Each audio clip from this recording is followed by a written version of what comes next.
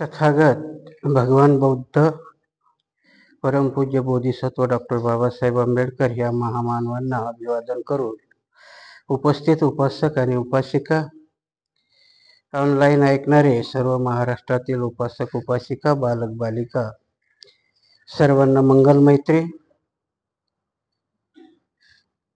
क्रांती आणि प्रतिक्रांती हा ग्रंथ आपण वर्षावासाच्या सुरुवातीपासून वाचायला सुरुवात केली. कालचा एक खंड झाला आणि आता लोक खूप दक्ष झाले, म्हणून मला नाही वाटत की आता मला कोणीतरी सोडचिठ्ठी देईल म्हणून, कारण एकच दिवस झाला तर 5-7 लोकांचे फोन आले. आपण एक तसं आवश्यक कारण असल्याशिवाय मी हे काही दांडी मारत नाही. ग्रंथ जसं आपण मिलिंद प्रश्न एक कंप्लीट करायचा ठरवला, हा तर छोटा ग्रंथ आहे, हा मला वाटतं वर्षावासामध्येच संपून जाईल, कारण आपण रोज वाचतो तर संपून जाईल. क्रांती आणि प्रतिक्रांती ह्या ग्रंथाचं विवेचन करत असताना बऱ्याचशा लोकांचं जे आपल्याला त्यांचं फीडबॅक येते, त्याच्याहून त्यांना वाटतं की बऱ्याचशा लोकांच्या डोक्यामध्ये रामायण महाभारत ह्या संकल्पना बुद्धाच्या अगोदरच्या होत्या. आणि मग बऱ्याच जणांचे असे फोन येतात की म्हणते की आम्हाला आता कळलं हो, नाही तर आम्ही सांगत होतो कर्ण बिर्ण हे अगोदरचे आहेत, पण तुम्ही जेव्हा सांगायला सुरुवात केली तेव्हा थोडं थोडं आमच्या डोक्यात यायला लागलं. कारण काय होतं, डोकं जेव्हा आपलं असतं तेव्हा आपल्या डोक्यात आपलेच विचार असले पाहिजे, कारण आपल्याला आपल्या डोक्यात आतापर्यंत आपले विचार नव्हते. आणि आजही आपल्या महाराष्ट्राची किंवा भारताची परिस्थिती तीच आहे की आपल्या डोक्याचा वापर दुसरे करतात आणि ते आपल्या लक्षातही येत नाही.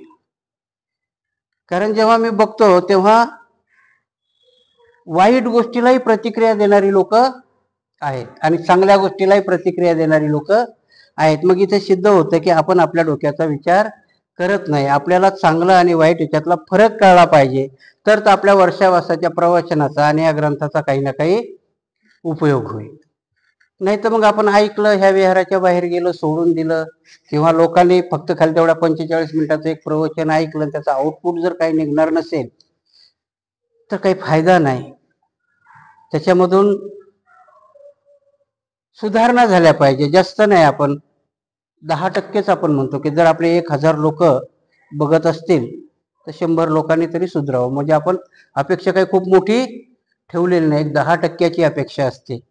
आणि भगवान बुद्धांनी आनंदाला तेच सांगितलं होतं की कारण एका ठिकाणी ते आनंद विचारतात की सगळेच अरंत झाले तर दुनिया डुबून जाईल, है की नाही?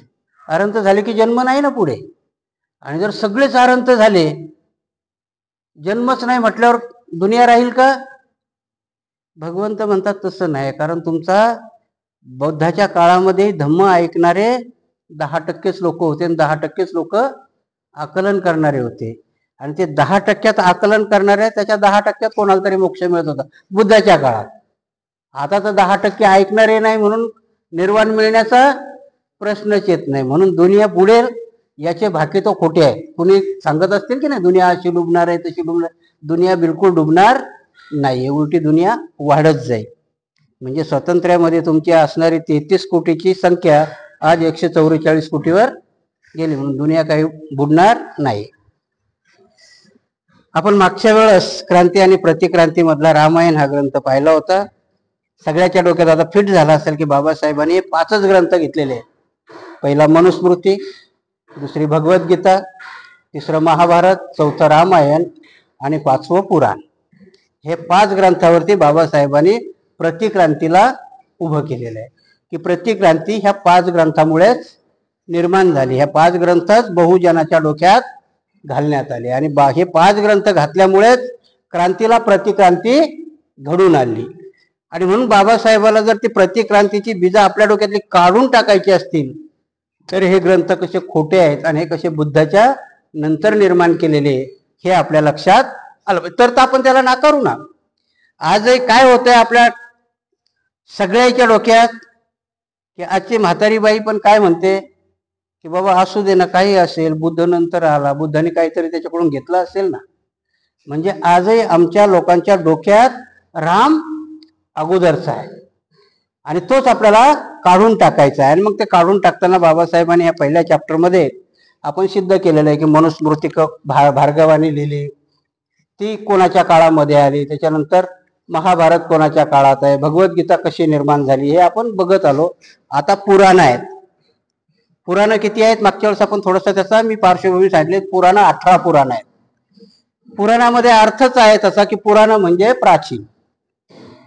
यांनी पुराणाला तर अशी उपमा दिली की पुराण हे त्यांच्या वेदापेक्षाही प्राचीन आहे.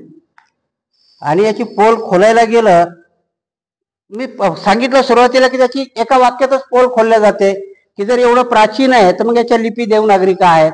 इथपर्यंत आलं तरी बाबासाहेब त्याला मागच्या याच्यामध्ये घेऊन जातात. आणि मी जसं तुम्हाला सांगितलं की वेद लिहिणारा कोण आहे, व्यास आहे. महाभारत लिहिणारा कोण आहे, व्यास आहे. रामायण वाल्मिकीने लिहिलं, तो एक भाग वेगळा आहे. परंतु या 5 ग्रंथातले 4 ग्रंथ लिहिणारा हा कोण आहे, व्यास आहे. आणि मग याचा कालखंड जर तुम्ही लाखाच्या हिशोबात गेले तर मग त्या व्यासाचं वयच किती असेल याचा अंदाजही आपल्याला बांधता येणार नाही.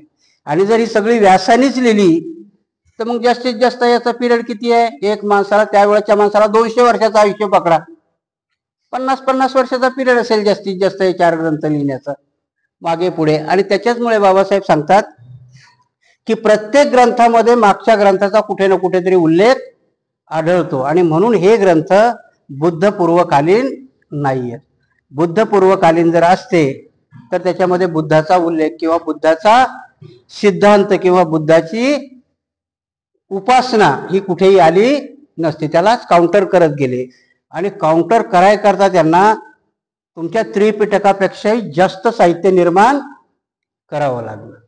कारण मागे तुम्ही जर बघितलं असं की मनुस्मृतीचे श्लोक किती आहेत, महाभारताचे श्लोक किती आहेत, भगवद्गीतेचे श्लोक किती आहेत, रामायणाचे किती आहेत, तरी ते काही त्रिपिटकाची बरोबरी करू शकत नव्हते. कारण त्रिपिटकामध्ये 82,000 आणि 2,000 अरहंताचे श्लोक आहेत.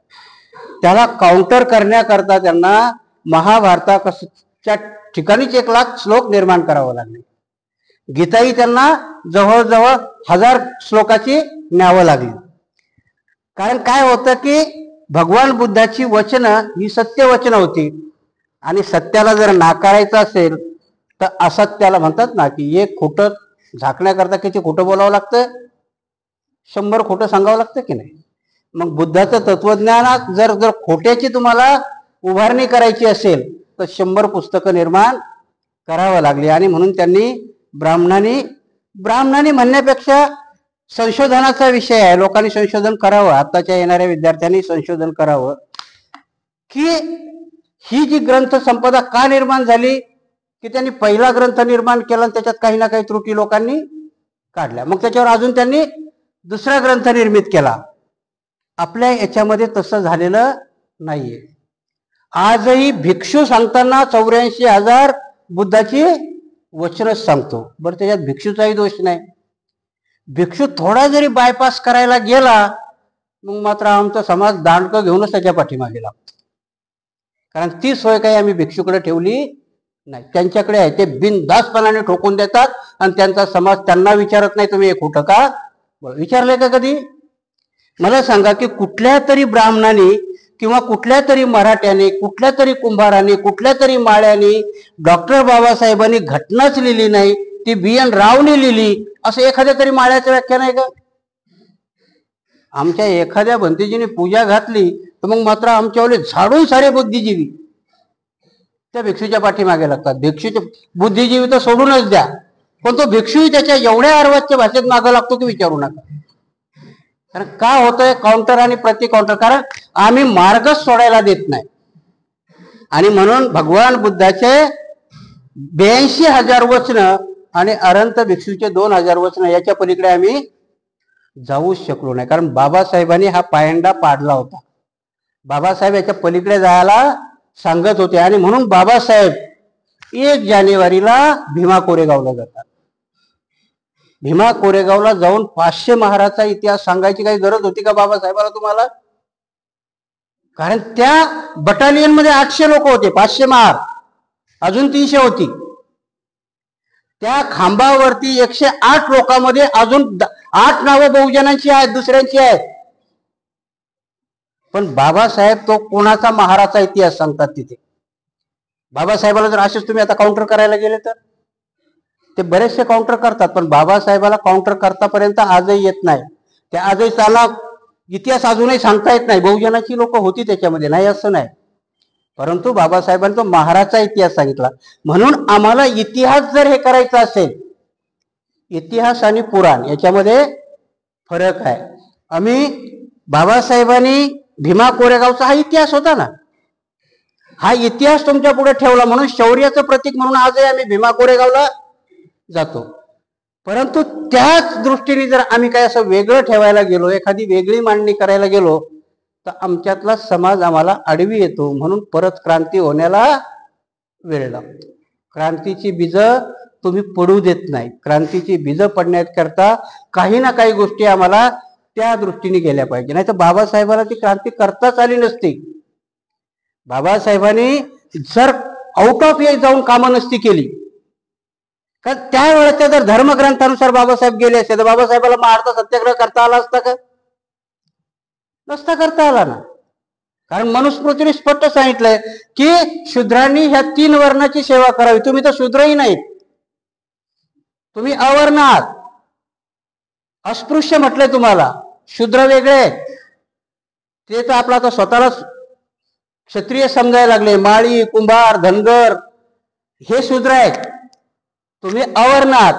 बाबासाहेबाला क्रांती आणि प्रतिक्रांती करण्याकरता त्यांच्या हयातीमध्ये हे क्रांतीचीच बीज होती. त्यांनी बघ नंतर त्यांना ग्रंथ लिहावा लागले. कशा करता की त्यांना माहिती होते की अनाडी समाज असताना माझ्या बाजूलाच राहिला, पण मी शिकायला पाठवणारे लोक आले नाही, म्हणून कमीत कमी मला ग्रंथ लिहून तरी ठेवले पाहिजे की बुद्धिजीवीमध्ये काही निर्माण होते. आम्ही निर्माण व्हायला तयार नाही. म्हणून आजही आम्हाला क्रांती आणि प्रतिक्रांती हा ग्रंथ समजतच नाही. कशा करता लिहिला क्रांती आणि प्रतिक्रांती? बाबासाहेबांना काय वाटलं होतं? कारण ही प्रतिक्रांती त्यांनी केली. कशा करता केली? की तुम्ही नेहमी त्यांच्या सेवेकरता असावं. विचार करा ना तुम्ही की एवढा क्रूर नियम त्यांना घालायची काय गरज असेल? क्रूर नियमच होते ना. स्त्रिया करताही होते आणि अस्पृश्या करताही होते की कुठे स्पर्शच करायचा नाही.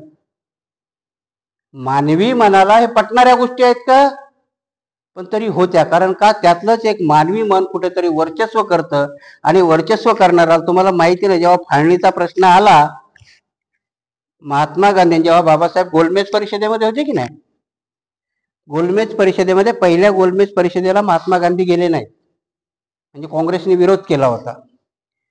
आणि जेव्हा पहिल्या गोलमेज परिषदेमध्ये बाबासाहेबांचं भाषण गाजलं, तेव्हा ते चलबिचल झाले की बाबासाहेब हिरो होतील. कारण पहिल्या याच्यात बाबासाहेबांनी स्वातंत्र्याची मागणी केलेली आहे पहिल्या गोलमेज परिषदेमध्ये, आणि मग दुसऱ्या गोलमेज परिषदेला गांधीजी जातात. अलिखित इतिहास काही काही आहे, कुठे कुठे ते येतात.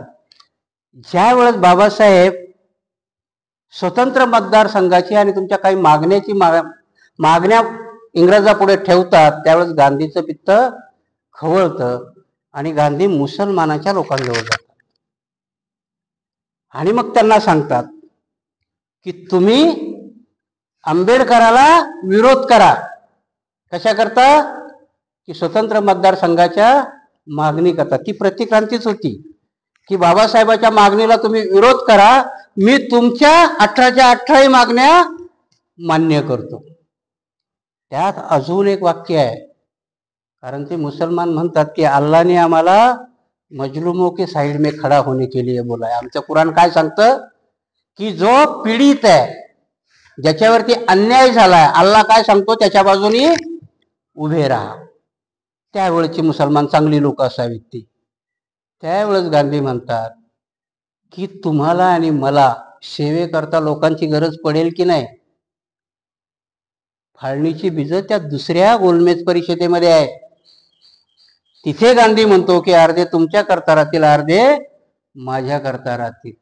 ह्याही आमिषाला ते बिचारे बळी पडत नाहीत आणि म्हणून ती मागणी मान्य होते आणि मग तो येरोळच्या तुरुंगामध्ये अमरण उपोषणाला. तो इतिहास प्रतिक्रांतीचा जरी असला तरी वेगळा आहे. म्हणून ह्या प्रतिक्रांतीमध्ये काय काय निर्माण करावं लागलं, गांधीजींनी उपोषणाने निर्माण केलं.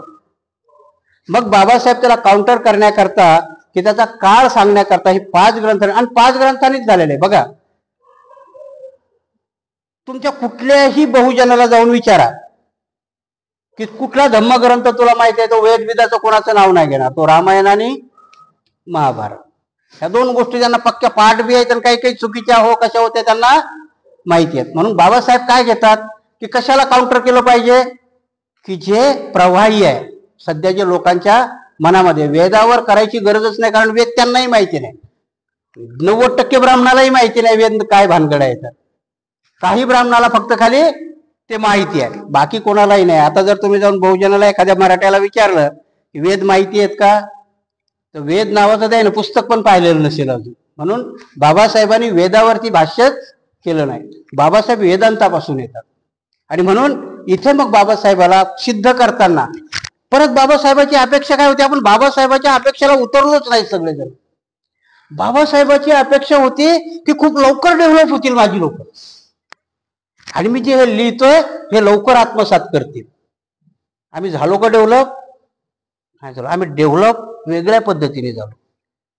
कधी कधी काय असतंय की आपल्या घरातल्या मुलाला आपण संस्कार देताना 2-4 गोष्टी सांगायचा प्रयत्न करतो. काय करतो की शाळेत गेला तर अभ्यासच केला पाहिजे, वडीलधाऱ्याचा मान सन्मान केला पाहिजे, संध्याकाळच्या वेळेला जरा लवकर घरी आलो पाहिजे. हा धडा घेताना तो पोरगा मग अति धडा घेतो. मध्यम मार्गातला धडा तो घेत नाही. तो शाळेत जायचं म्हटलं की मग तो घरचं कामही ऐकायला कानकसर करतो. नाही नाही, मला शाळेत जायचं, मी तुमचं काम काही ऐकणार. असे अर्थ आम्ही घेतलेत बाबासाहेबाच्या आणि बुद्धाच्या शिकवणीचे. तुम्ही हे सांगितलंय का? त्याच्यातलं एक साधं उदाहरण सांगतो. 2 जण भाऊ आहेत. एक भावाने इस्टेटीमध्ये बाप भावाच्या वाट्याला जातो. दोघंही धार्मिक आहेत. उदाहरणाने मी तुम्हाला उदाहरण सांगतो की एक भाऊ आहे, सकाळीच उठून तो एवढा धार्मिक आहे की बुद्धाच्या मूर्तीची पूजा करतो, बुद्धाची मूर्ती पुजतो, त्रिशरण पंचशील करतो, याच्याशिवाय तो जेवणाला हातही लावत नाही. त्याच्यानंतर तो त्याच्या कामाला निघून जातो. दुसरा भाऊ आहे, सकाळीच उठतो, आपल्या म्हाताऱ्या बापाला आंघोळ घालतो, म्हाताऱ्या बापाची सगळी सेवा करतो, त्यांचे व्यवस्थित करून देतो, जेवू खाऊ घालतो आणि कामाला निघून जातो. आता तुम्ही कोणाला धार्मिक म्हणाल? तुमच्या बुद्धीने धार्मिकाची व्याख्या कोण आहे की ज्याला ग्रंथ वाचले, त्यांनी बुद्धाची प्रतिमा केली, त्यांनी सगळं काही केलंय आणि मग कामाला गेलाय. याने काहीच नाही, ते बुद्ध बिद्ध असेल, नुसते हात जोडे पण बापाची सेवा करून हा गेला. इथे फरक नाही कळले आम्हाला. बाबासाहेबांनी आम्हाला ते सांगितलं होतं. म्हणून बाबासाहेबाच्या बुद्ध आणि त्याचा धम्म याच्यावर टीका का झाली? बाबासाहेबांनी बुद्ध धर्मातलं कर्मकांड नाकारलं आणि बाबासाहेबांनी तर्कावर आधारित आम्हाला धम्म दिला. मग काही गोष्ट तार्किक दृष्ट्या जर करायला गेले तुम्ही तर चाकोरीच्या बाहेर जातील की नाही? तुम्ही जर त्याला चाकोरीच सोडू द्या ना. आता मग गाडीचं उदाहरण देतो मला, बैलगाड्याचं उदाहरण त्या जमान्यात द्यायची की तुम्ही हायवेवरनं चाललात, चाकोरी सोडायचीच नाही म्हटल्यावर तुम्हाला इच्छित स्थळी पोहोचता येईल का? जर तुमच्या पुढचा 40च्या स्पीडचा आहे आणि तुम्ही त्याच्या मागे 40नच चाललात, जमीन ओव्हरटेक करावं लागेल ना त्याला. चाकोरी सोडून काहीतरी करावं लागेल. तुम्ही हातात दांडकं घेऊन लगेच बसाल का तुम्ही का त्याला ओव्हरटेक केलंय म्हणून? धम्माच्या बाबतीत, क्रांतीच्या बाबतीतही ह्याच गोष्टी आहेत की काही गोष्टी आम्हाला ओव्हरटेक करावं, ते करतात, ते त्यांच्या याला ओव्हरटेक करून पुढे जातात आणि काही जण मूक म्हणून त्यांना संमती देतात, काही पाठिंबा म्हणून संमती देतात आणि काही जण त्यांच्याबरोबर आपल्याला लढायला येतात. त्या स्वरूपसिंग महाराजाचा एका तरी याने कोणी विरोध केलाय का की ज्याने बाबासाहेबाला एकेरीच्या भाषेत बोललाय? तो नाही केला. इथे आमच्या महाराष्ट्रामध्ये एखाद्या भिक्षूंनी काही काम केलं, चांगल्या कामाकडे त्याच्यात तुमचं लक्ष नाही जाणार, पण थोडस का होईना तो चापुरीच्या बाहेर गेला की मग मात्र सारा समाज तुटून पडला. त्यांनी चांगल्या केलेल्या कामाला काहीही किंमत राहणार नाही. आणि मग होतं काय की तुमच्यामध्ये कुठली त्याचं जास्तच उदाहरण नाही देत मी तुम्हाला, ह्या 3 संघटनेचं उदाहरण देतो. आपल्या भिक्षू संघ, भारतीय बौद्ध महासभा, त्रिलोक्य महासंघ, तिन्ही धार्मिक आहेत की नाही? 3 जण कशाचं काम करतात? बुद्ध सांगायचं नाही त्याला, काही एखाद्याला कोणाला कृष्णाचा अवतार सांगायचा, सगळ्यांना बुद्धच सांगायचं, पण 3घही एकमेकाला डाऊन करत सांगतात. ते करतात का तसं? तुमच्या माहिती करता सांगतो की बजरंग बल स्थापन झालं, RSSला त्यांनी विचारलंच नाही, पण RSS स्वतःच त्यांच्याकडे गेलं, बाबा तू माझी उपशाखा आहेस. आमची भारतीय बौद्ध महा तसं म्हणत नाही. भारतीय बौद्ध महासंघ भिक्षूवरती टीका करते, त्रिलोक्य महासंघावर करते, आमचा भिक्षूही त्यांच्यावर टीका करतो. अंब्रेला खाली जाणं कोणालाही पसंत नाही. RSSच्या अंब्रेला खाली त्यांच्या 144 संघटना काही गेल्यान त्यांनी काही करून घेतल्या, तसं आम्हाला एकाही संघटनेला अंब्रेला खाली आणता येते का? आणि म्हणून आम्ही क्रांती करू शकत नाही आणि प्रतिक्रांती रोखूही शकत नाही. बुद्धाची क्रांती पुष्यमित्र शुंगाने प्रतिक्रांती करून हे केली. आमच्या आतापर्यंत 12व्या शतकापर्यंत बुद्ध धम्म होता. 12व्या शतकापर्यंत बाबासाहेबांनी जे लिहिलेत ना, हे सगळ्याला पुरावे दिलेत बाबासाहेबांनी की 12व्या शतकापर्यंत थोडा का होईना पण बुद्ध धर्म अस्तित्वात होता. 12व्या शतकाच्या नंतर 12व्या शतकात काय झालेलं आहे? इंग्रज आलेले. इंग्रजाच्या अगोदर कोण आहेत? मोगल आहे. आणि ह्या दोन्ही संस्थेला प्रतिक्रांतीवाल्यांनी साथ दिलेली. कशा करता साथ दिलेली आहे? मोगलालाही साथ प्रतिक्रांतीवाल्यांनी दिली की तुम्हाला काय करायचं ते करा, पण आमच्या धर्मामध्ये हस्तक्षेप करू नका. इंग्रजालाही काय सांगितलं की तुम्हाला जे काय करायचं ते करा, ह्या भारताला लुटायचं तर लुटा, काय करायचं ते करा, पण आमच्या धार्मिक याच्यामध्ये हस्तक्षेप करू नका. इंग्रजाच्या विरुद्ध उठाव कधी झालेला आहे? इंग्रजांनी पहिल्या पश्चिम बंगालमध्ये बॅनर्जी नावाच्या बामणाला फाशी दिलं आणि तिथून मग प्रतिक्रांतीला त्यांची सुरुवात झाली. तिथून स्वातंत्र्य मागायला सुरुवात झाली की त्यांनी सांगितलं नाही, आता आमच्या मनुस्मृतीवरती घालायला घातला. कारण त्यांनी त्या मनुस्मृतीतच लिहिलं होतं की ब्राह्मण कितीही झाला भ्रष्ट तरी तिन्ही लोकी तो श्रेष्ठ आहे, आणि त्यालाच फाशी दिलं इंग्रजांनी. 1935चा ऍक्ट बनवला आणि मग लोकमान्य टिळकांनी घोषणा दिली की स्वातंत्र्य माझा जन्मसिद्ध हक्क आहे आणि तो मी मिळवणार.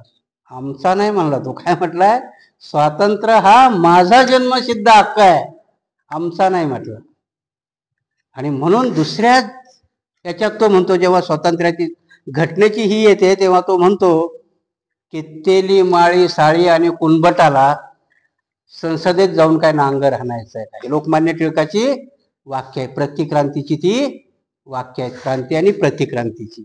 त्या प्रतिक्रांतीमधल्या आज पुराण नावाचा विषय आपण घेऊया की पुराण काय असं. तुमच्या माहिती करता सांगतो की पुराण हे 18 आहे.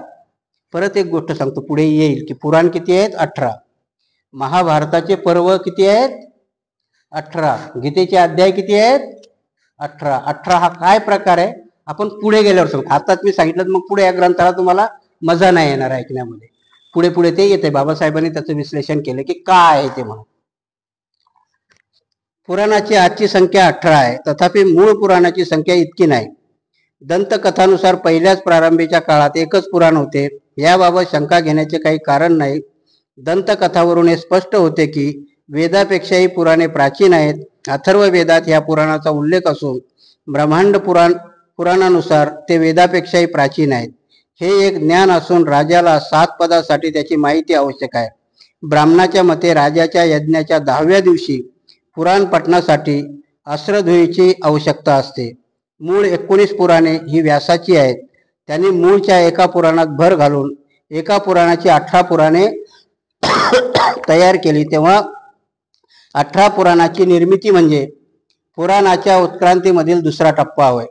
प्रकाशित झालेल्या 18 पुराणास व्यासाने आदिपुराण असे म्हटले आहे. व्यासाने 18 पुराणाचे लेखन केल्यानंतर व्यासाने त्याचे शिष्य रोमहर्षण याला ही पुराणे शिकवली. रोमहर्षणने नंतर पुराणाची स्वतःची आणि आवृत्ती काढली व त्याचे शिक्षण स्वतःच्या 6 शिष्यांना दिले. रोमहर्षण 6 शिष्यापैकी कश्यप, श्रावणी, वैशंपायन या 3 शिष्यांनी 3 स्वतंत्र आवृत्त्या काढल्या. त्याला पुराणाची 4थी आवृत्ती म्हणता येईल. भविष्य पुराणानुसार राजा विक्रमादित्याच्या कारकिर्दीत पुराणाच्या आवृत्तीचे नूतनीकरण झाले असावे. आता पुराणातील विषयाकडे वळूया. प्राचीन काळापासून पुराणास ज्ञानाची एक शाखा म्हणून ओळखले जाऊ लागले. उदाहरणार्थ पुराण हे इतिहासापेक्षा भिन्न आहे. इतिहासामध्ये भूतकाळातील राजाच्या राजवटीत काय घडले याचा उल्लेख असतो. एखाद्या प्रसंगाचा साक्षीदार असणाऱ्याचे त्या प्रसंगावर कथन केले तर त्याला आख्यान म्हटले जाते.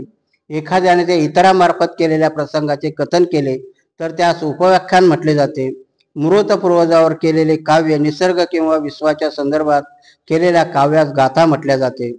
कल्पशुद्धी म्हणजे श्रद्धा आणि कल्प याच्या कार्याचा प्राचीन मार्ग होय. ज्ञानाच्या या सर्व शाखापासून पुराण वेगळे आहे. पुढील 5 विषयाशी पुराण निगडीत आहे. सर्ग, प्रतिसर्ग, वामस, मन्वंतर, वामचरित. सर्ग म्हणजे विश्वनिर्मिती, प्रतिसर्ग म्हणजे विश्वाचे विसर्जन, वामस म्हणजे वंशावळ आणि वृषवर्तमान म्हणजे मन्वंतर म्हणजे वेगवेगळ्या मनूचे विशेषतः एकूण 14 मनू असून त्यांनी पृथ्वीवर आधिपत्य गाजवले होते.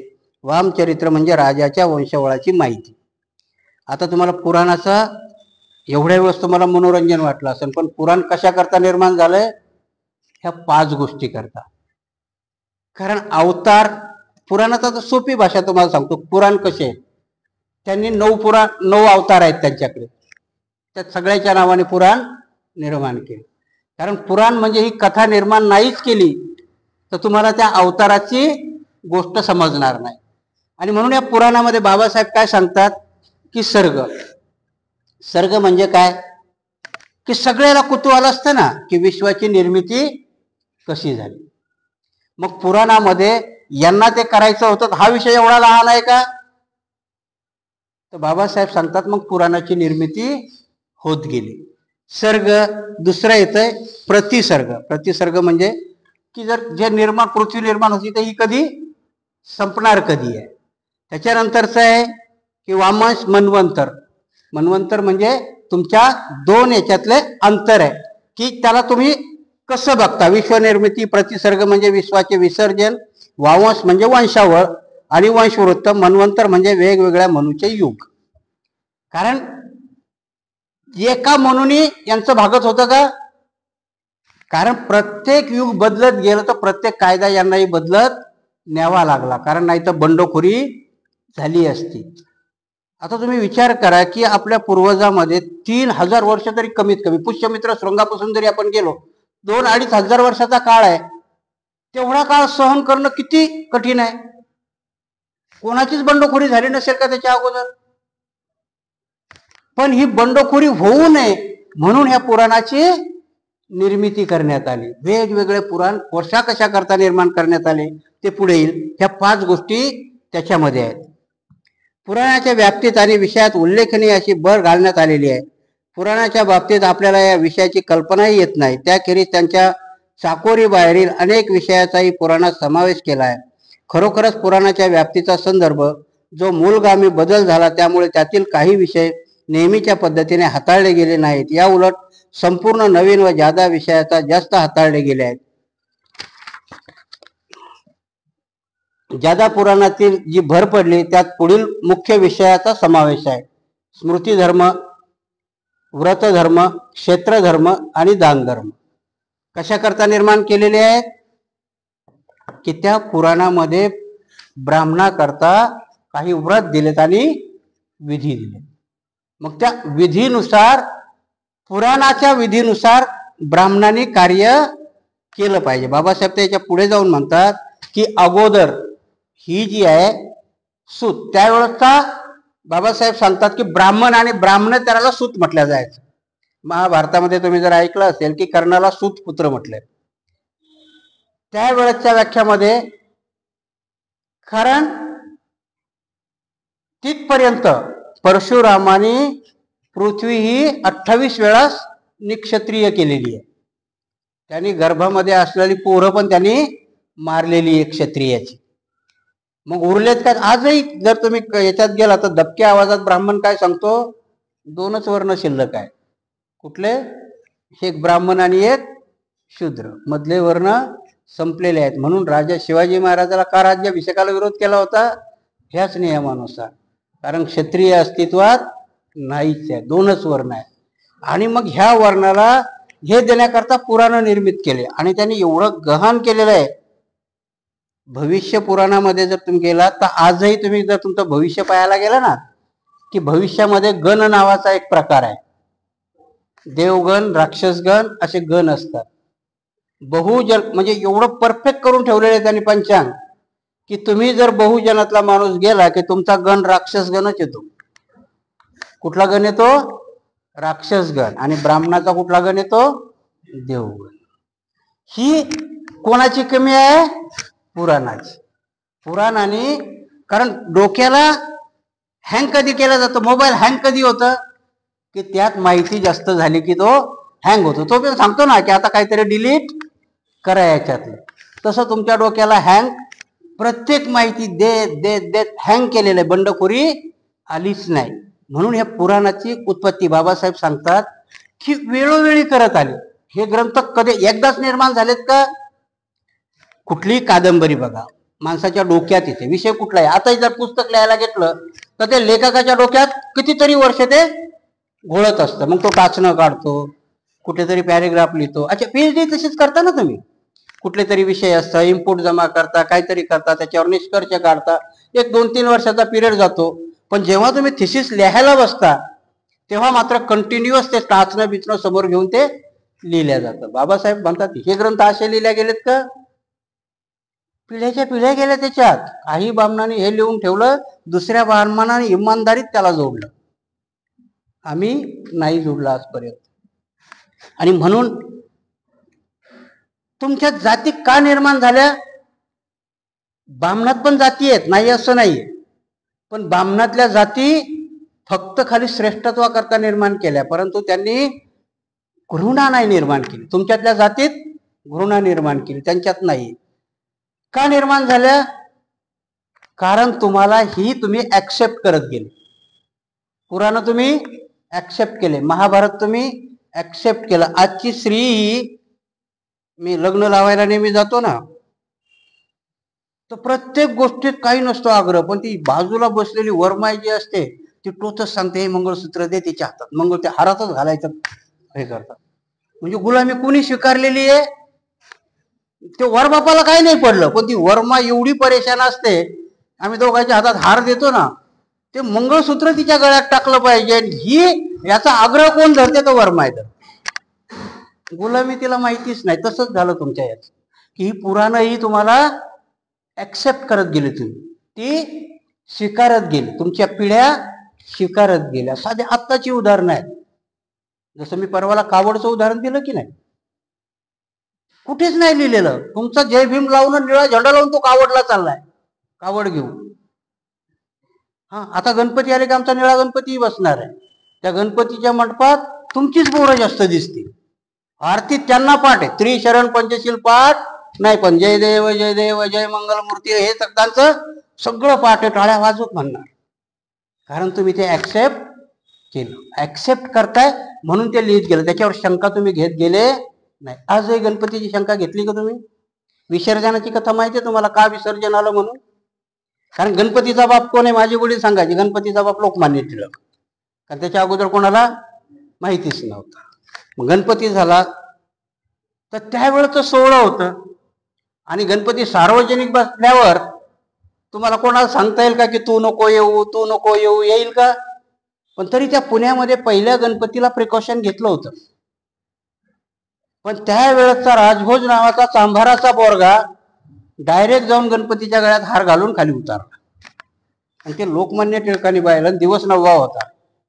हे कोणाचं रे म्हणे, जसं महात्मा फुले वरातीत गेले ना, तिथल्या ब्राह्मणाने बघितलं हा कोणता, हा माळी, हाकलून दिलं ना. तसं ते राजभोज नावाचे पोरग त्या दुसऱ्याने केलं, कोणाचं म्हणे चांभाराचं. आता गणपती बाटला लोकमान्य टिळकाकडे गेले, लोकमान्य टिळक म्हणे शांत बसा, मी शोधून काढतो, दुसऱ्या दिवशी विसर्जन. आणि म्हणून हे विसर्जन आहे, कुठेही विसर्जन नाही. ही सत्य कथा आहे, सांगत नाहीत कोणी. हे परिवर्तन कसं होतं ही सत्य कथा आहे. विसर्जन कुठल्याही ग्रंथात नाही विसर्जन करायचं. असा कुठला ग्रंथ आहे की देव बसवान त्याला पाण्यात डुबवा, आहे का काही? परंतु ती निर्मिती करतात, ती निर्मिती केल्या गेली, त्याला एका शास्त्राची उपमा देऊन ते विसर्जन एवढं वाजत गाजत करतात ते विचारून. त्याला त्यांच्या कोण्याही लोकांनी ऑब्जेक्शन घेतलं नाही. कुठलाही माणूस गेलाय का आजपर्यंत पोलीस स्टेशन मध्ये की सांगा कुठल्या ग्रंथात लिहिलंय म्हणून? करा या गणपती मंडळावर एखादी केस, नाही होत ना. आम्ही लगेच तयार होतो. एखाद्या माणसानं थोडस सांग, आपल्या भाषणात जरी म्हटलं तर एवढे जण त्याच्यावर तुटून पडते की कुठं लिहिलंय बाबासाहेबांनी दाखव, आहे की नाही? पडतो ना आम्ही तुटून, बाबासाहेबांनी कुठे लिहिलंय, हा काही पण पुढे मारतो. अरे पण जर काही भल्याचं असेल तर घेणं, जरसं काय कोण काय बिघडलं, तुझ्या बापाचं काय गेलं? आम्ही ते नाही, ते ऐकतात. गणपती विसर्जन लोकमान्य टिळकांनी दिलं, त्यांनी स्वीकारलं. माघी पौर्णिमेला त्या पार्वतीने अंगाच्या मळाचा गणपती बनवला होता, त्याने गणेश चतुर्थी मागे आणली. तो माघी पौर्णिमेला जन्मलेला आहे, यांनी गणेश चतुर्थीलाच बसवलं. आमच्यामध्ये तसं नाही. आम्ही अभ्यास करून विनय पिटक भिक्षू करताय, पण विनय पिटक आमचा ग्रस्त वाचतो आणि साऱ्या भिक्षूच्या चुका काढतो. सुत्त पिटक आमच्या करता येते, आम्ही वाचत नाही, त्याच्यानुसार आम्ही वागत नाही. आम्ही वाचतो दुसऱ्याचं, चुका दुसऱ्याच्या काढतो, आणि म्हणून मन पडली की दुसऱ्याच्या डोळ्यातलं कुसळ दिसतं, आपल्या डोळ्यातलं मुसळ दिसत नाही. ह्या म्हणी अशाच नाही पडल्या, आणि ती माणसाची प्रवृत्ती आहे. आणि म्हणून तुमच्या जाती निर्माण करता आल्या. जो स्वीकारतो त्याच्याच पुढे जास्त वाढल्या जातं, जो नाकारतो त्याच्या पुढे नाही. नाकारलं कोणी? आदिवासींनी. जा तुमची संस्कृतीच नको आम्हाला, आम्ही डोंगरात राहू, पण तुमची संस्कृती स्वीकारणार नाही. त्यांनी डोंगर पसंत केला, परंतु यांना शरण गेलेत का? म्हणून ते त्यांना वनवासी म्हणतात, आदिवासी म्हणत नाही. कारण हा इतिहासच आम्हाला माहिती. प्रतिक्रांतीला त्यांनी उत्तर दिलं. काही गोष्टी मी मागे सांगितलं तुम्हाला, लमानी जात आहे, त्या लमान्यांनी प्रतिक्रांतीमध्ये गावात नाही राहत, त्यांना तांडा म्हटलंय. म्हटलं की नाही तुम्ही? तांडे बघितले असतील ना तुमच्या गावाच्या बाजूला. ते गावात राहत नाही. का राहतात तांडात? बायालाही त्यांनी शृंगार वेगळा केला, कारण त्यांनी खरी बौद्ध पद्धती हे केली. म्हणून तुमची पंचशील त्यांच्याकडे फार आहे. प्रतिक्रांती त्यांनी सांभाळल्यात, पण भीतीपुटी नावं वेगळी देऊ. सुंदर बाया आहेत म्हणून त्यांनी विद्रूप झाल्या, केसालाच त्यांनी कांदे बांधले. कारण त्यावेळेची लोक सुंदर बायाला अपहरण करायची, आणि त्या बौद्ध लोकांनी आपल्या अस्मिता जपाय करता केसाला कांदे बांधले. आजही तुम्ही जर एखादी लबानीन बघितली की तिचा पोशाख बघा, याच्यावरती आमच्या काही पीएचडी होत नाही. ते शोधा, त्यांना समजावून सांगा ते खरे बौद्धिस्ट आहे. त्यांनाही कळलं बौद्धिस्ट आहे, पण ते म्हणतात आम्ही बौद्धाच्या अगोदरचे आहे. तुम्ही कधी कधी एखाद्या लबाण्याबरोबर चर्चा करा, तो म्हणता आमच्या बौद्धाच्या अगोदर आहे. बौद्धांनी पंचशील नंतर सांगितलं, 5 पारा आमचा अगोदरचा आहे. कारण ह्या गोष्टी एकात एक मिक्स करता आल्या पाहिजे, तेव्हा आपल्याला ग्रंथ कळतील. आणि ते स्वीकारत नाही मग मात्र आम्ही. आता तो जर म्हटला की ठीक आहे मी बुद्धाच्या अगोदरचा आहे, तर त्याला म्हणा ना ठीक आहे, पंचशीलन तुझा 5 पारा एकत्र करून आपण एकत्र चालू. नाही तयार होणार, आम्ही घेत नाही आणि तेही येत नाही. लक्ष्मण मानेनं धर्मांतर केलं, आमच्या भारतीय बौद्ध महासभेवाल्याने एवढे टीका करतात की नाही? टीका करतात ना, बोलण्यात म्हणतात नुसते कपडे बदलून काही होत नाही, आहे की नाही? नुसत्या वंदना म्हणून काही होत नाही. लक्ष्मण मानेने केलेल्या धर्मांतरात किती शाखा निर्माण केल्यात भारतीय बौद्ध महासभेने. मी तर भिक्षूलाही सांगतो, किती जण गेलेत तांड्यावर, किती गेलेत त्या आदिवासीमध्ये. मग काय म्हणायचं? आम्हाला चाकोरी सोडून जायचं नाही. आम्हाला बुद्धही त्यालाच सांगायचा की ज्याला माहित आहे. ज्याला माहित आहे त्याला सांगून काय मिळणार आहे? ज्याने स्वीकारला नाही आणि ज्यांनी त्या रस्त्यावर आलेत, मग क्रांती घडवायची असेल तर तुम्हाला क्रांतीची बीज त्यांच्यात टाकावं लागतील ना. तसं हे पुराणाचं आहे. पुराण निर्माण करत गेले, ते तुम्ही स्वीकारत गेले. आणि म्हणून बाबासाहेब सांगतात की ही निर्मिती का करायची गरज पडते? कारण कुठलाही शोध गरज वाटल्याशिवाय निर्माण होतो का? आता आपण बसलो, लाईट गेली, सगळ्याला गरम होतंय, त्यावेळेच्या कुठल्या तरी शास्त्रज्ञाला गरम झालं म्हणून त्याने पंखा काढला ना. हाताने मारायचा होता पण त्याला कंटाळा आला असेल, आणि म्हणून शास्त्रज्ञ आळशी होतात. आळशी लोक कोण होतात? शास्त्रज्ञ. म्हणून तुम्हाला म्हणतो ना की कुठल्याही गोष्टीचं जर आउटपुट पाहायचं असेल तर आळशी माणसाच्या हातात काम देऊन टाका. हा, काम तो शोधून काढतो ना लवकर कसं करायचं म्हणून. शोध टापटिपीने करायचं असतं त्याच्याकडून लवकर नाही होत. आळशी माणसाला दिलं तर तो मार्ग शोधतो, त्याला माहिती आहे की कसा मार्ग करायचा म्हणजे ते लवकर होईल आणि झोपायला मोकळा होईल. म्हणून शोध कोणी लावतात? आळशी माणसं लावतात. त्याच्याकडे काम द्या आळशी करायला. आता विनोदाने मी नेहमी एक कथा सांगत असतो की तुम्ही जर आळशी माणसाला काम दिलं, तसाच एक विनोद सांगितला होता की एक म्हातारी होती, तिला हातपाय हलवता येत नाही ना, खाटेवर असते ते, हातपाय हलवता येत नाही. मग श्रीमंत माणूस आहे, आजही आपल्या आई वडिलाला सेवा करायला लोक नर्स ठेवतात ना, की एखाद्या म्हातारीची नाही होता, मला दोघे नवरा बायको कामाला जातात, मग जर उठता बिटता येत नाही तर नर्स ठेवतात एक. त्या जमान्यामध्ये याने एक त्या म्हातारीला तोंडावर माशा बसायच्या, ते काही हाणता येत नाही म्हणून एक बाई ठेवली तोंडावरच्या माशा हाणायला. ती आळशी होती. आता आळशी माणूस कसा शोध लावतो ते बघा. ते म्हणे काय करायचं, कोवरं खाणं कसं. आणि माशीचा एक आहे, तुम्हाला माशीचा परत एक गुणधर्म सांगतो, तिचं आक आपल्यापेक्षा जवळजवळ 8 पटीने तीक्ष्ण असतात. म्हणून कधी तुम्ही बघा तुमच्या याच्यावर जर माशी एका ठिकाणी बसायला लागली ना, तुम्ही वैतागून मारायला जातं पण ती उडून जाते अगोदर. कारण का? तिचे आक तुमच्यापेक्षा 8 पटीने तीक्ष्ण आहेत डोळे. ह्या आळशीने बघितलं कारण वाढ हाकलतो तरी जात नाही ना, मग म्हणे आता विराज करू काय तर. मग तो म्हणे जास्त बसू द्यावा आणि एकदाच मारावं, म्हणजे बऱ्याचशा मरतीने अर्ध्या म्हातारीच्या तोंडावर बसू दिल्या, माशाने उशी घेतली दाबले त्याच्यावर, त्या माशा बरोबर म्हातारी. आपल्यातली लोक ही काम होतात. काय करायचं? एक तर स्वीकार करायचा किंवा अति नकार करायचं, ह्या 2 पद्धती आहेत आपल्याकडे. बाबासाहेबांनी धर्मांतर करायचं, महाराला 32 वर्ष समजावं लागलं ना. महाराबरोबर मांगालाही समजत होते, पण मांगाला काय सांगितलं? आता तर तुम्ही तो पिक्चर पाहिला का, त्या कोणाचा आहे तो सांगतो माळ्याच्या देठात, बामणाच्या शेंडीत आणि मांगाच्या वज्रमुठीत हिंदुत्व आहे. काय त्या हिरोचं नाव? आणि मांग भाळवाळा. आता त्यानं ते विचारायला पाहिजे होते की माझ्या वज्रमुठीतलं कुठे ते हिंदुत्व? माझ्या मांगवाड्यात येऊन माझ्या मांगाच्या पोरीवर जर तो बलात्कार करतोय तर मग माझी वज्रमुठ गेली कुठे? हे ते विचारत नाही. आणि म्हणून की तुमच्यामध्ये बाबासाहेबांनी हरिजन या शब्दाला का विरोध केला होता? बाबासाहेब वैतागून म्हटले होते हरिजन ही शिवी आहे. महात्मा गांधीलाच विचारलं होतं बाबासाहेबांनी, आम्ही जर हरीचे जन आहेत मग हे उरलेत कोणाचे त्याची जरा एकदा व्याख्या कर.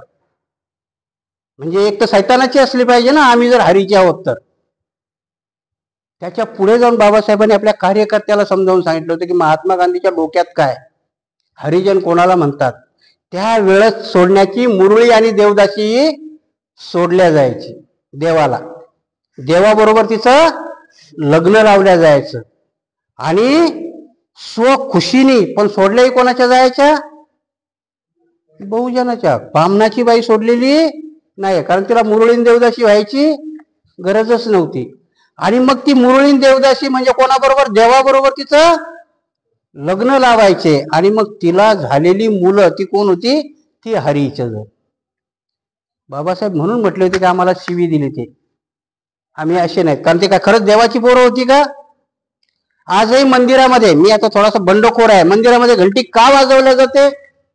देव झोपलेला नाही, त्या गर्भगृहात काय चाललंय त्या पुजाऱ्याचं, त्याला सावध व्हावं म्हणून ती घंटी आहे. हे आता घंटी वाजवून हे करत असतील ना, त्या वेळेच्या त्या कथा आहे. घंटी का तिथे बांधल्या गेली? कारण गर्भगृहामध्ये त्या देवदोषी बरोबर तो पुजारी कुकर्म करायचा आणि त्यांनी सावध व्हावं बाहेर कोणीतरी आलंय म्हणून. काकड आरती लावताना आजही पडदा का धरतात?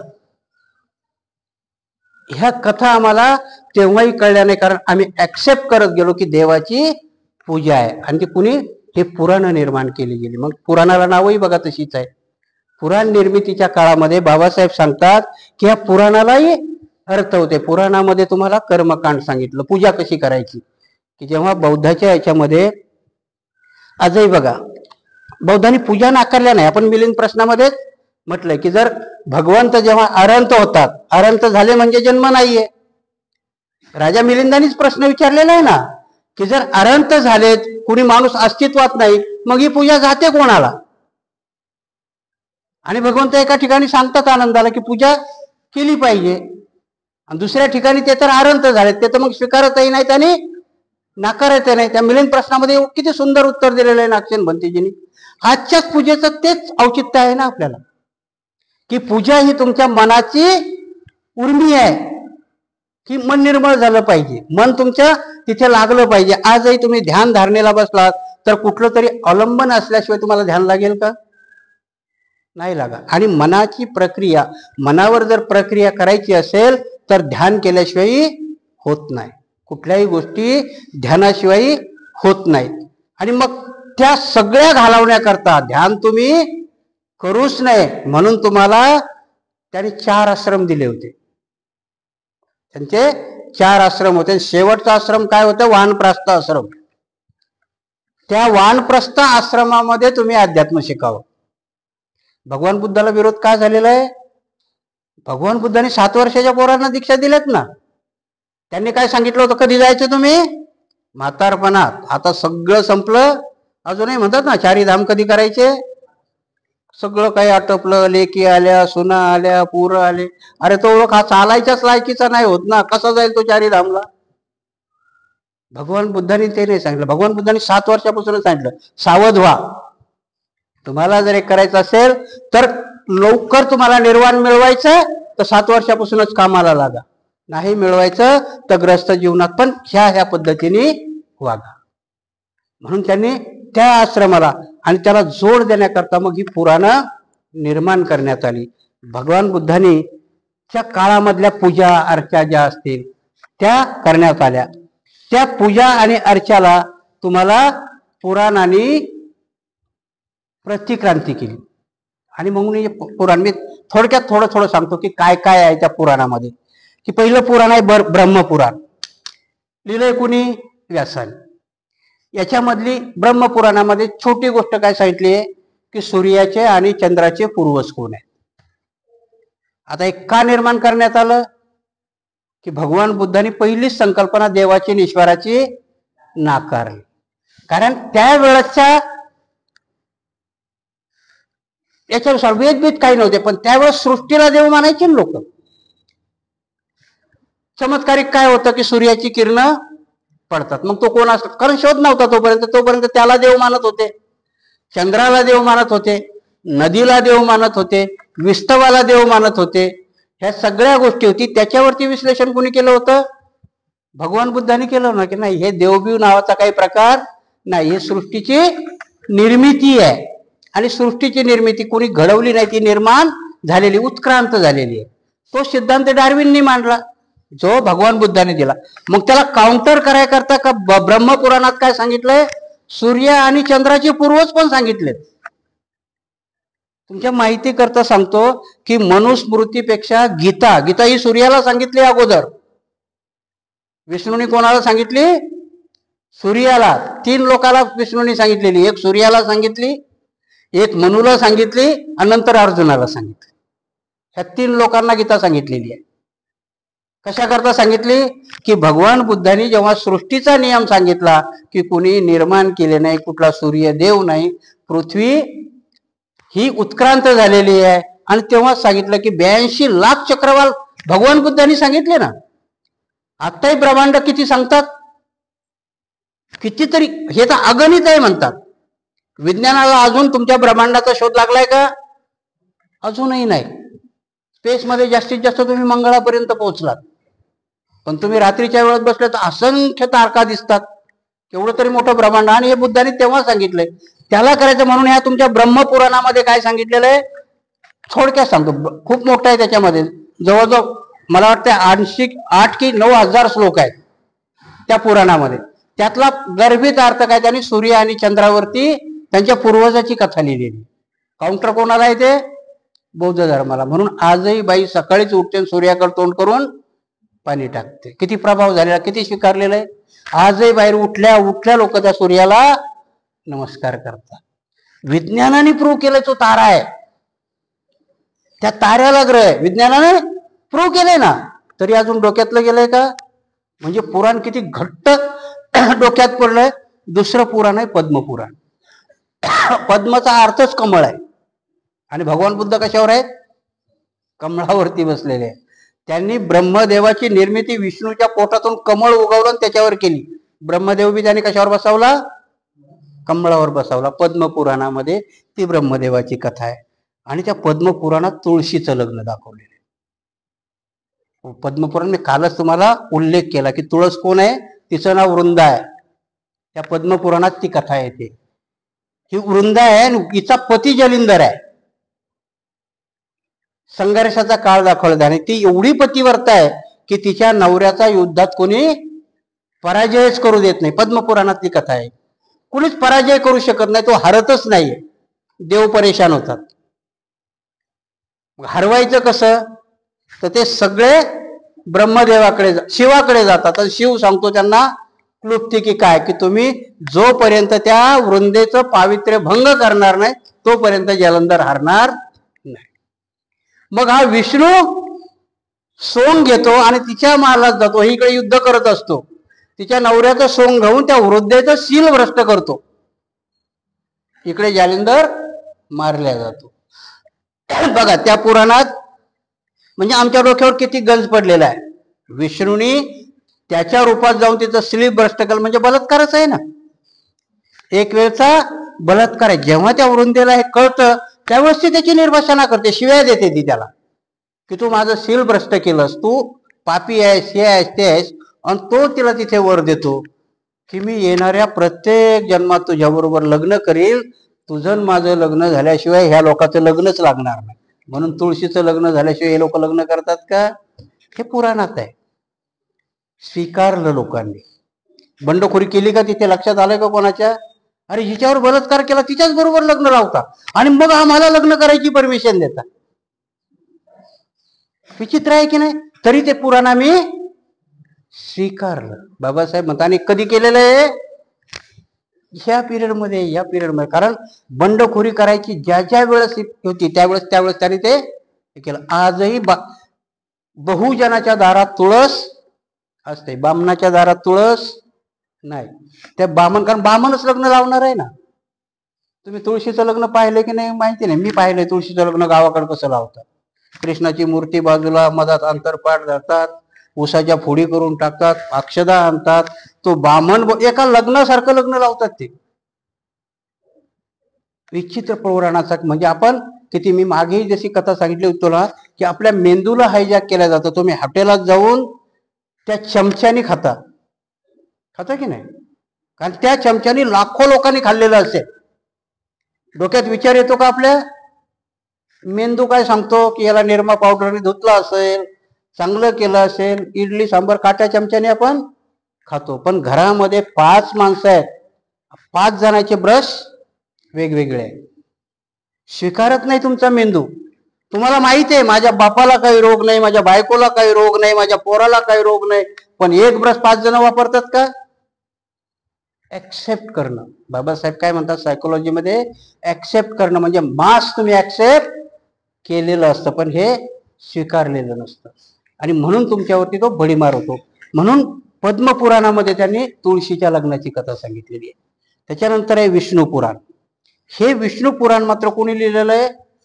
पराशर ऋषींनी. बाकी 17 कोणी लिहिले? का पराशर ऋषीला दिलं? कारण याच्यामध्ये महाभारताची कथा आहे. विष्णू पुराणामध्ये कशाची कथा येते? महाभारताची कथा येते. आणि पराशर ऋषी हा खरा पूर्वज आहे त्यांचा. कोणाचा? पांडव आणि कौरवाचा. कारण पराशर ऋषीच सत्यवतीवर त्या जहाजामध्ये बलात्कार करतो, त्याच्यापासून व्यास जन्माला येतो, व्यासापासून विचित्र वीर्य आणि हे जन्माला येतात आणि मग त्यांची ही वंशावळ आहे कौरव पांडवांची. खरी कुरुवंशाचे आहेत का ते? आता जर बघितलं की ते ऍक्सेप्ट काय करायला लावतात. आता वंश कोणाचा मानतात? पितृसत्ताक मानतात की नाही? त्यावेळेस कोणाचा मानला होता त्यांनी? मातृसत्ताक. म्हणून कुंती पुत्र म्हणतात, यशोदानंदन म्हणतात. कुणाला मानलंय त्यांनी? कारण का ते प्रूव्ह करायचं होतं त्यांना की मातेपासून वाढणारा वंश म्हणून तो कुरुचा आहे. मग भले तो व्यासाची निर्मिती असेल, पण सत्यवती कुरुच्या याच्यामध्ये आली. म्हणून नियोगाला त्यांनी मान्यता दिली आणि ते ऍक्सेप्ट केले आम्ही लोकांनी. त्याच्यानंतरचं पुराण येते वायुपुराण. वायुपुराण हे शिवाला म्हणजे हनुमानाला आणि भीमाला वायूचा पुत्र म्हटले की नाही. जेव्हा कुंती वेगळं का, तुम्हाला माहिती की नाही माहिती नाही, पहिला धर्मराज हा यमाचा पुत्र आहे. कोणाचा आहे? धर्मराज यमाचा. आणि बघा त्यांनी यम माणसाला मारून घेऊन जातो, पण धर्माचंच काम करतो. म्हणून पहिला कोण आहे? धर्मराज. दुसरी विनंती तिने कोणाला केली? इंद्राला. म्हणून अर्जुन निर्माण झाला. मग वायू दुसरा वायूला केली म्हणजे शिवाले, तर भीम निर्माण होतो. इंद्राला केले अर्जुन. आणि हे अश्विनी पुत्र आहेत दोघ जण, ते माद्रीचे आहेत दोघ जण, नकुल आणि सहदेव. ऍक्च्युली बाबासाहेबांनी रिडल्स आणि हिंदुझम मध्ये काय केलेलं आहे की नियोग पांडू हा पुत्र संतती निर्माण करायला असक्षम आहे, म्हणून त्यांनी ते नियोग पद्धतीने केलेली पुत्राची संतती आहे. तसंच रामालाही बाबासाहेब शृंगाचा पोरगा म्हणतात. शृंग ऋषीचा कामिष्टी यज्ञ केलेला आहे ना दशरथाने. तर हे पुराणाने तुम्हाला हे केलं. म्हणून विष्णू पुराण पराशर ऋषीने लिहिलं असं दाखवलं. कशा करतात? त्याच्यात महाभारताची कथा आहे. वायुपुराण शिवानी केलं, त्याच्यामध्ये शिवधर्माची, महादेव म्हणतात ना त्याला, शिवाची, त्याची उत्पत्ती केली. आता तुम्ही विचार करा की शिव आधुनिक याच्यामध्ये मी जसं सांगितलंय त्याच्यावरती कोणी केलं की माझं पोट आहे की दोन शाखा जशा आहेत तुमच्या हिनायन आणि महायान झालं, तसं तुम्ही हिंदूमध्ये गेलात त्यांच्याकडे दोन शाखा निर्माण झाल्या, शैव आणि वैष्णव. म्हणतात की नाही शैव आणि वैष्णव. शैव म्हणजे शिवाला मानणारे, वैष्णव म्हणजे विष्णूला मानणारे. हिनायन आणि महायानामध्ये महायानी लोक त्यांच्याकडे बोधिसत्वाला मानणारे होते आणि हे स्थविरवादाला. मग स्थविरवादाची संकल्पना काय होती? चैत्य. चैत्याची निर्मिती बघा पिंडीसारखीच आहे की नाही शंकराच्या. चैत्य आज जरी तुम्ही बघितलं तर कोणाच्याही शंकराच्या पिंडीसारखं आहे. आणि महायानाने काय निर्माण केलं? मूर्ती निर्माण केल्या ना भगवान बुद्धाच्या. त्याच्यात दोन कला होत्या, एक मथुरा आणि एक त्याला कुठली म्हणतात कला, ते मथुरा आणि अजून एक दुसरी हे आहे. दोन ठिकाणी त्या ते बी कनिष्काच्या काळामध्ये निर्माण झाले. आणि त्याच्यावरती अतिक्रमण करायला गेला म्हणून तुमच्यावाल्या स्थविरवादाच्या ज्या चैत्य होते त्याला त्यांनी शैव नाव दिलं आणि जे बोधिसत्व होते त्याला त्यांनी वैष्णव नाव दिलं. आणि मग त्या पुराणामध्ये शिवपुराणामध्ये शंकर निर्माण केला बिलकुल भगवान बुद्धाच्या याच्यासारख्या, पण त्याला जटा दिल्या त्यांनी. जटामध्ये मग अजून एक ऍडिशन काय केलं की त्याच्यावर चंद्र बी चिटकावला आणि त्या चंद्र चिटकावण्यातून मग गंगा बी काढली. विकृती करण्यात आहे. आजही तुम्ही पंढरीचा विठोबा जर पाहायला गेले तर सगळ्या अलंकारांनी झाकलेला आहे, कारण त्यांना काही गोष्टी तोडता नाही आल्या, नष्ट नाही करता आल्या, तर त्या झाकल्या गेल्या. म्हणून शैव आणि वैष्णवामध्ये वैष्णव स्वीकारला तुमचा बोधिसत्व, जसे अक्लतेश्वर असतील, त्याच्यानंतर वज्रयानामधले पदमपाणी असतील, यांना 5-5, 6-6 हात तुमच्या महायानांनी दिलेच होते. त्यांनी तो त्यांचा विष्णू बनवला आणि इकडे शंकर बनवला. तेच तुमचं वायुपुराण. वायुपुराणाच्यातलं. त्याच्यानंतर भागवत पुराण. भागवत पुराण हे खूप मोठं आहे. भागवत लावतात ते 8-8, 10-10 दिवस भागवत म्हणजे श्रीकृष्ण. आणि हे भागवत पुराणामध्ये पूर्ण धम्मपद आणलं त्यांनी. भागवत पुराण सांगताना विकृत करून उद्धव, त्याच्यात कुठल्या आणल्या कथा? वेद आणला, श्लोक आणला, श्रीकृष्णाचा जन्म आणला, गीता आणली. त्या पुराणामध्ये हे सगळं आणलं. कशा करता निर्मिती झाली होती की ही जी पुराण निर्माण करण्यात आली त्यानुसार त्यांना ग्रंथ देणं जरुरी होतं. कारण तुमच्या पुढे निस्ताच देव टाकून चालत होतं का? देवाची संकल्पना मला वाटतं ते कोणीतरी एका प्रवचनात खूप छान सांगतात की देव कसे निर्माण झाले म्हणून. कोणीतरी एक आपल्याच याच्यातली बाई चांगली कथा सांगते की 2 सासू सुना होत्या म्हणे. कारण सासूला देवाचा वेळ जास्त असते ना आणि ती देवीच्या दर्शनाला जात असते, म्हणून घरी आलेल्या सुनालाही आग्रह करते की तू पण आली, आता ही शिकले सवरलेली पोरगी आहे. नाही म्हणत, पण आता सासू म्हणते म्हणून चला तर सासू पुढे जाते, सासूला म्हणते तुम्ही पुढे व्हा, मी मागून येते. मग आता देवीला जायचं तर देवीला काय कुंकू हळद बिळद सगळं असते ना. एका परातीत घेऊन सासूबाई पुढे निघाल्या. सासूबाई चालता चालता मंदिराजवळ पोहोचल्या नाही, सासूबाईला लघवीला आलं म्हणून ती परात बाजूला ठेवली. सासूबाई लघवीला बसल्या. ताट उचलता उचलता कुंकू हळद तिथे सांडली. पाठीमागून सुनबाई आल्या. सुनबाईला वाटलं हेच आहे करणं. सुनबाईने बी आपलं तिथं हळद कुंकू टाकलं, कारण पाणी बी टाकलेलं तर थोडस पाणी टाकलं. मग जी बाई पाठीमागून येते तिथे तेच करत राहा. तिथला पुजारी परेशान झाला की आज आले कसे नाही, कोणी एकादशी आहे. पुजारी आला तिथपर्यंत आणि इथे काय सगळं बाजार भरला ना. पुजाऱ्याला काय पाहिजे, दक्षिणा.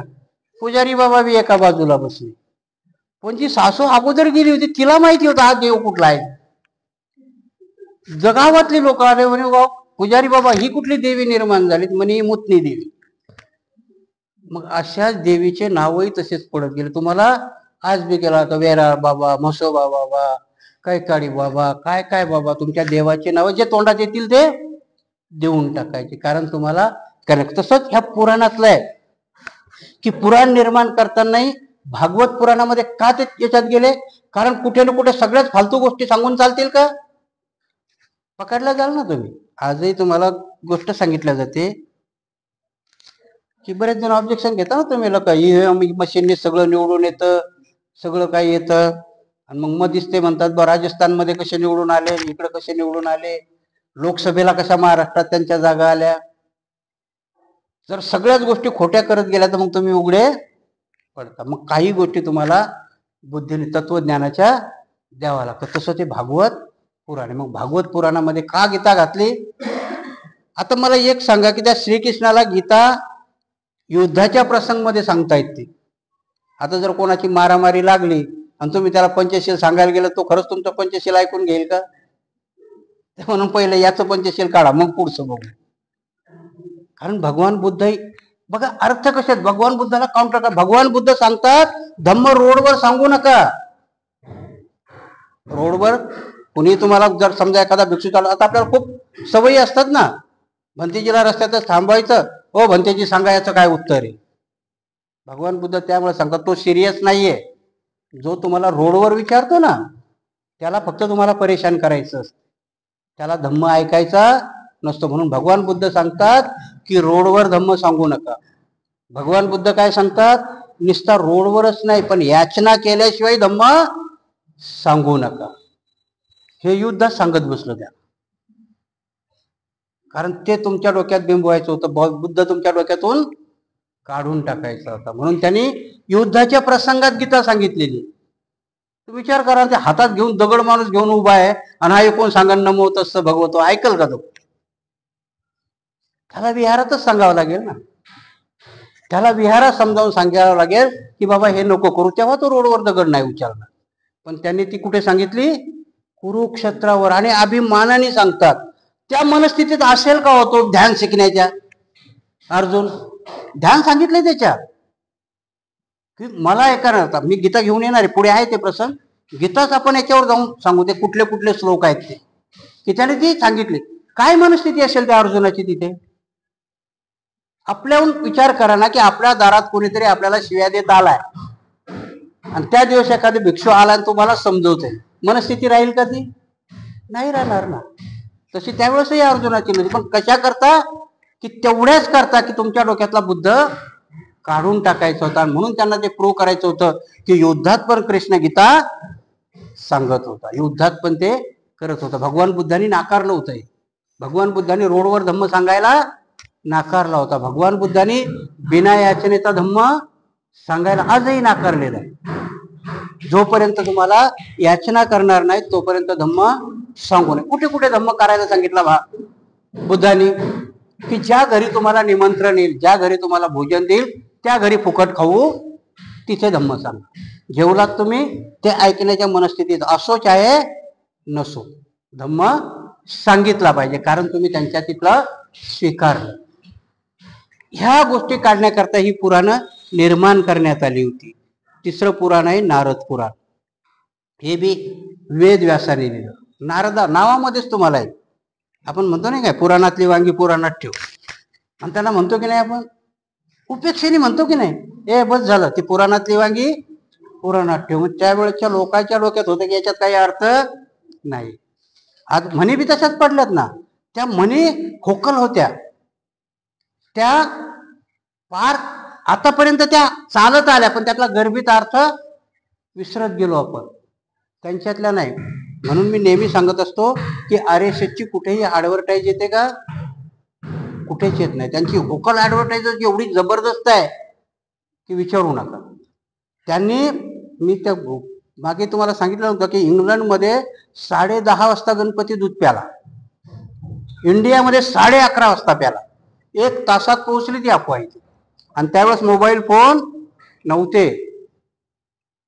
किती जबरदस्त ऍडव्हर्टाईज आहे त्यांची. आमच्या तर ऍडव्हर्टाईज करूनही काही होत नाही. म्हणून की ह्या नारद पुराण हे भविष्याचं पुराण निर्माण केलं, कारण सगळ्याच्या चुगल्या लावत फिरत होता. त्याच्या नावात आख्यायिका तशा नाही बनल्या. म्हणून आपण काय म्हणतो, पुराणातली वांगी पुराणात ठेवा. तो नारद काही येऊन सांगतो, आग लावून निघून जातो. त्या नारद पुराणामध्ये ज्योतिष सांगितलेले. ज्योतिष कुठे सांगितलंय?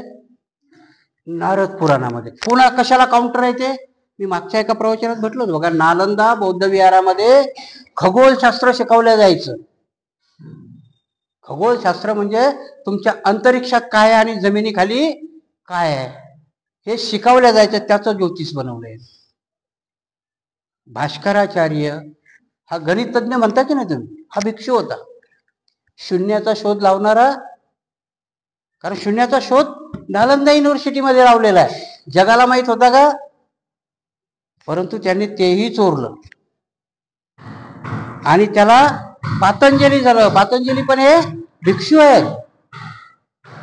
तुम्हाला ते तुमचे महापुरुषही सांभाळता नाही आले. मला तर अजून भीती आहे की अजून 50 वर्षांनी, कारण आताही प्रातकालीन त्यांनी बाबासाहेब स्वीकारलेला आहे. त्या बाबासाहेबांचा देव आणि ब्राह्मण कधी करतील मला भरोसा वाटत नाही. कारण तुम्ही आमचे दैवता, आमच्या धरोहर आम्हाला स्वीकारता येत नाही आणि त्या सांभाळता येत नाही, वेळी अवेळी. बाबासाहेबाचा कोट आहे बघा. तुम्ही जर बाबासाहेबाचे काही अर्थ लक्षात घेत नसेल तर बाबासाहेब त्या महात्मा गांधीला म्हणतात की Gandhi, I have a no motherland. Babasaheb म्हटले ते, मला जन्मभूमीच नाहीये. एवढं मोठं वाक्य आहे ते. काय म्हणतात बाबासाहेब पुढे जाऊन म्हणतात की ही मातृभूमी पदराच्या आड गांधीला दूध पाजू शकते, ती मला नाकारते.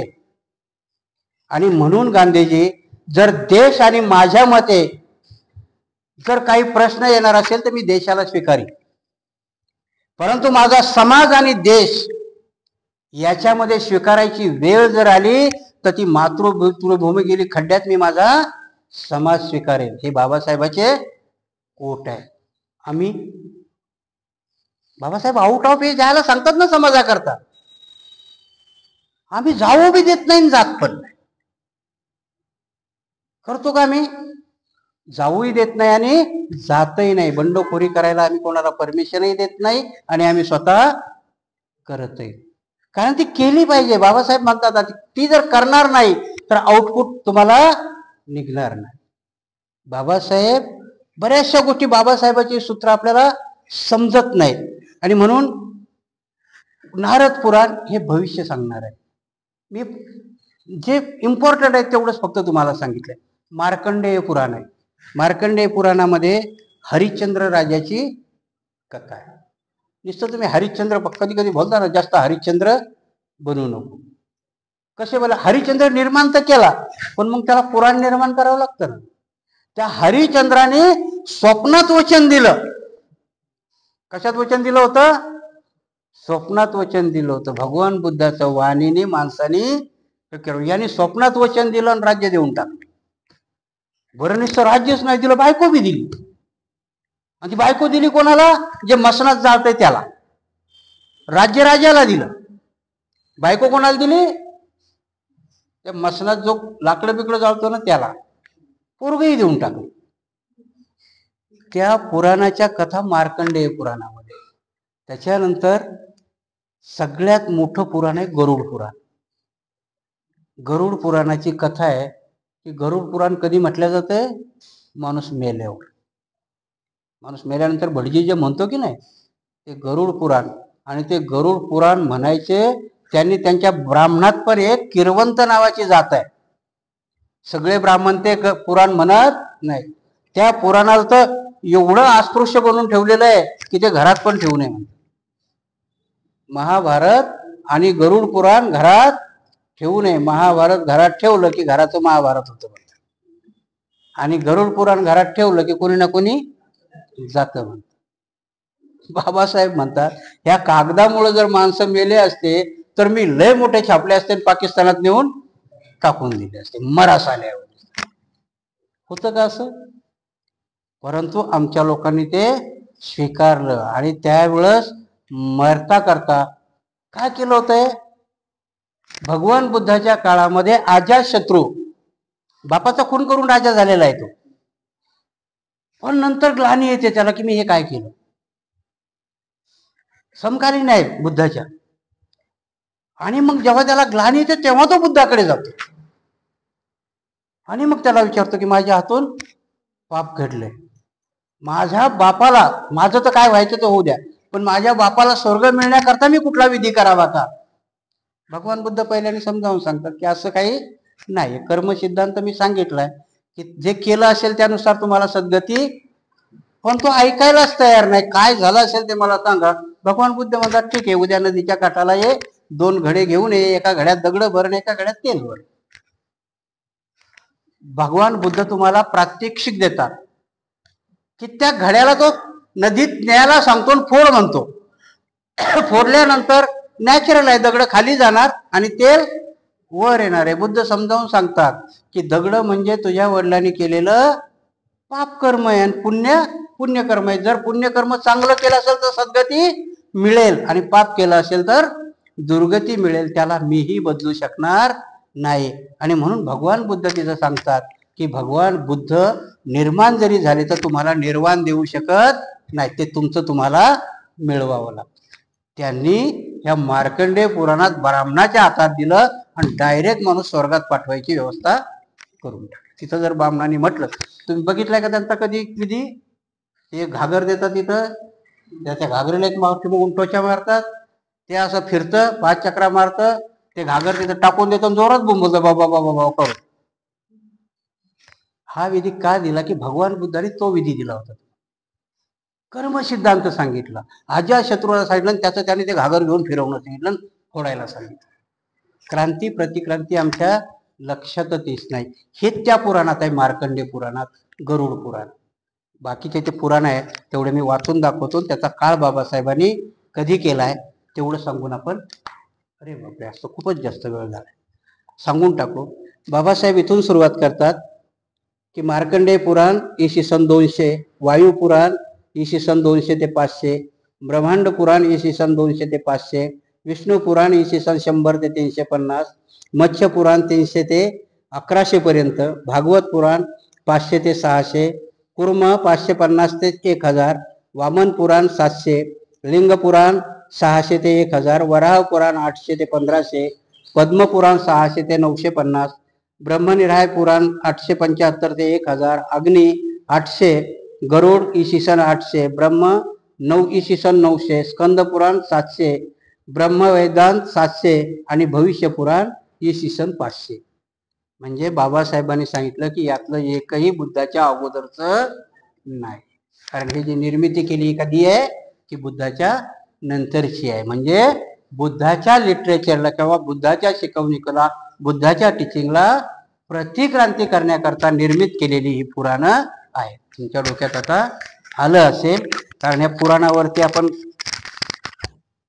जर मी प्रवचनच देत बसलो, देता येईल मला, प्रत्येक पुराणावरती बोलता येईल,